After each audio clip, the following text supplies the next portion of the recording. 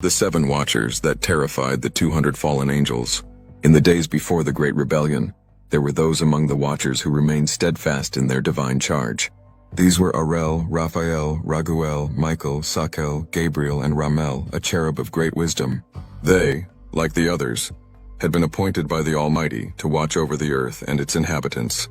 They descended frequently, moving among men, ensuring that the will of the Most High was fulfilled. These 7 were faithful and true, never wavering from their mission. At that time, all the Watchers walked as brothers, both those who would remain faithful and those who would later fall. Azazel, Samaza, and many others had not yet strayed, and they too moved among men, watching and learning. But among the Watchers, not all remained loyal to their purpose. A group led by Samaza and Azazel began to desire what was forbidden. They watched the daughters of men and longed for them. They desired power beyond what was given to them, and so a great rebellion began to stir in their hearts. The faithful Watchers could sense the change in their brethren. There were whispers in the heavens and on earth. Samaza, a leader among the Watchers, had begun to speak of desires unfit for their kind. He and his followers marveled at the beauty of human women, and in their hearts, they longed to take them as their own. Azazel, filled with ambition, spoke of sharing with men the hidden knowledge of heaven, of crafting weapons and teaching arts forbidden to humankind. One fateful night, Samaza called a secret meeting on Mount Hermon, a towering peak that overlooked the lands of men. They gathered others to themselves, 200 in all, those whose hearts burned with longing and pride. They met on Mount Hermon, hidden from the eyes of men, and there they swore an oath to defy their purpose. They bound themselves to one another, agreeing to descend and take for themselves the daughters of men, to teach them the forbidden knowledge, and to build for themselves a dominion upon the earth.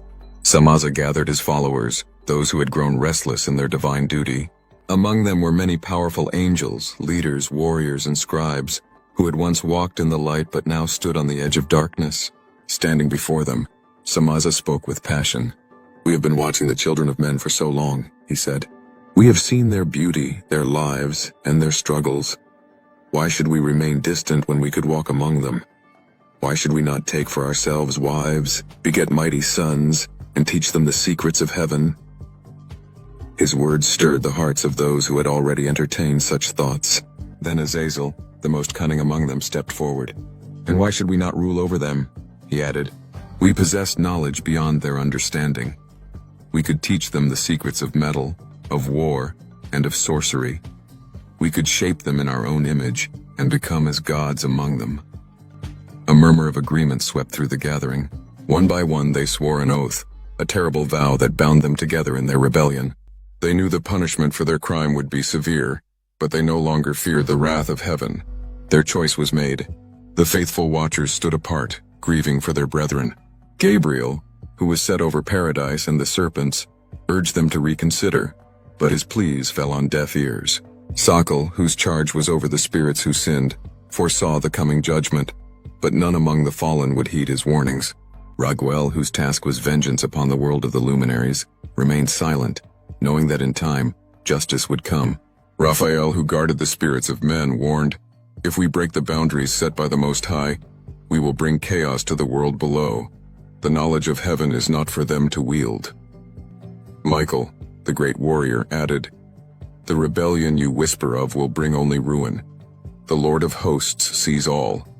Do not let your desires lead you to destruction." Uriel, who knew the deep mysteries of the world, added, "God sees all. If we join them, we too will be cast into judgment. I will not take part in this rebellion." Raguel, the avenger, was sent to bring justice upon the fallen luminaries. He struck down those who had misled the world, ensuring that their wicked deeds would not go unanswered. Sakel stood over the spirits who had sinned, ensuring that they were sealed away, unable to corrupt the world further. Gabriel, who watched over paradise and the serpent, cleansed the earth of the terrible influence of the fallen. And Ramel the cherubim was set over those who would rise again, the righteous ones who would find salvation despite the sins of their ancestors.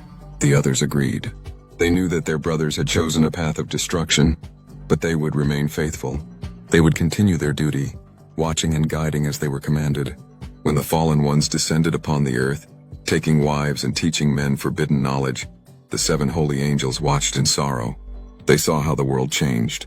The Nephilim, the giant offspring of the fallen angels, began to dominate the earth with their strength and cruelty. Men learned the ways of war, of vanity, and of sin. The world darkened and wickedness grew. So the holy angels remained in their duty, while the others descended to take wives and make themselves rulers among men. The earth grew corrupt under the rule of the fallen, and war, vanity, and sin spread like wildfire. Azazel taught men to forge weapons, to adorn themselves with metals and stones, to paint their faces, and to seek power through sorcery. Samaza and his followers bore children, the Nephilim, mighty and terrible, who ravaged the land and devoured all in their path. The cries of the earth rose to heaven, and at last the Almighty called upon the faithful watchers. Uriel, who watched over the world in Tartarus, was sent to Noah, warning him of the flood to come. Raphael was commanded to bind Azazel and cast him into the desert, covering him with darkness until the final judgment. Raguel was sent to bring destruction upon the wicked luminaries.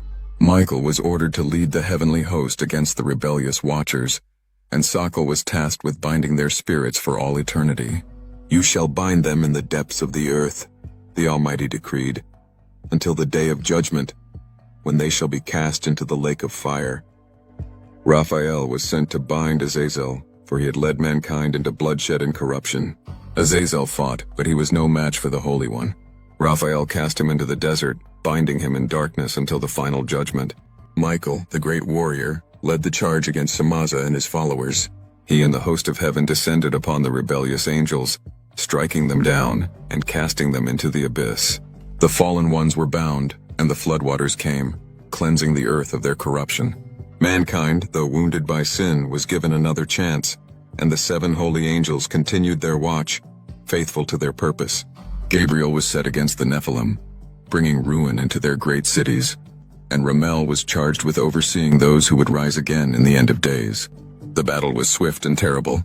The faithful stood against the fallen, and the decree of the Almighty was fulfilled. The rebellious watchers were bound, their dominion shattered, and the earth was cleansed by the flood. Yet even in judgment, the faithful watchers did not rejoice. They mourned the loss of their brethren, knowing that they had once stood together in purity.